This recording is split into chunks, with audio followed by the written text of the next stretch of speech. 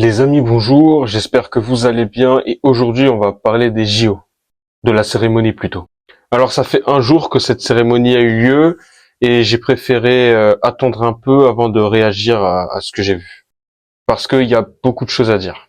Donc premièrement, c'était une très belle cérémonie, les jeux de lumière, Zidane qui porte la flamme, Céline Dion, Aya Nakamura, tout ça, j'ai rien à dire, c'était vraiment très joli. Bon, même si je sais pas comment ils vont rembourser tout ça, mais bon, bref. C'était un très beau spectacle, mais il y a des choses qui gênent et des choses que je trouve inadmissibles.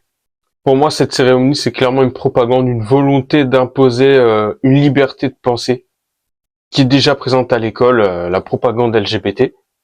On met en avant des drag queens, aucune pudeur. Il y a même des captures d'écran que j'ai vues sur Twitter où on voit les parties intimes de certaines ou certains, j'en sais rien.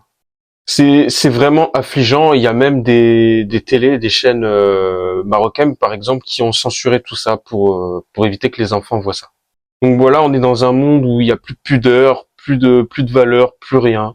C'est le nouveau monde qu'on veut nous imposer. Et à un moment, on voit la scène, donc un repas chrétien auquel il y a Jésus dedans, qui dans cette cérémonie est représenté par une drag queen.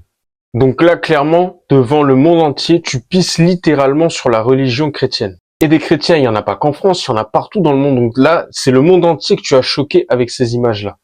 Et comme je l'ai répété précédemment, il y a plein de chaînes mondiales qui ont bloqué, qui ont censuré ce contenu, qui était offensant, le manque de pudeur, de valeur. On pisse sur la religion chrétienne. Donc on te fait croire que tu es un pays hyper tolérant, et dans un autre sens, on te pisse sur la religion. Donc c'est pour moi une propagande, une volonté de t'imposer une certaine pensée, le nouveau monde. Et puis là, t'as tous les mecs de droite qui s'y cachent pas, oui, c'est inadmissible, nanana, nanana, tu craches sur la France. On crache sur l'histoire, oui, parce que l'histoire de France, ça a été forgé sur le christianisme. Mais j'ai envie de leur dire un truc à ces gens-là.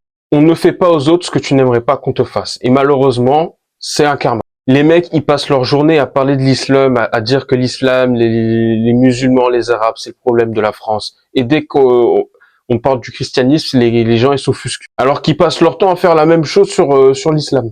Au lieu de pratiquer et revendiquer leur religion librement, non, on tape sur les autres, c'est plus facile. Parce que la droite comme la gauche, ils ont complètement abandonné le principe de religion. Et je m'en reviens à me demander, est-ce que la laïcité, c'est réellement une bonne chose? Parce qu'on voit qu'elle crée beaucoup de problèmes, notamment avec les athlètes voilés qui ne peuvent pas le porter pour cause de laïcité. Et là-dessus, la loi, c'est la même pour tout le monde, il faut l'appliquer. Hein. Si en France, c'est comme ça, tu respectes la loi, laïcité, tu portes pas de signe religieux. Parce que les gens de droite, toute l'année, ils parlent de l'islam, ils te disent oui, l'islam, c'est ci, c'est ça, c'est le mal. Et maintenant que c'est eux, oui, c'est horrible ce qui nous arrive, c'est pas bien. C'est comme si j'embêtais quelqu'un et que moi, à mon tour, je me refais embêter par quelqu'un. C'est le karma, je l'ai cherché.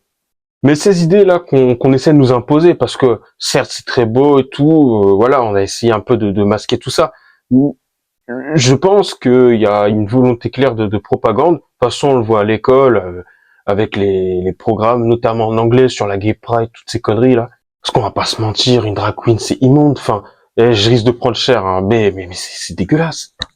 Parce que je trouve que c'est assez paradoxal. Dans un sens, ils te disent oui, on est très tolérant, on aime tout le monde entre guillemets, mais dans un autre sens, c'est une volonté d'imposer cette liberté de penser. Donc, je vous pose la question à vous. Est-ce qu'on n'est pas en train d'assister à la création d'une nouvelle religion?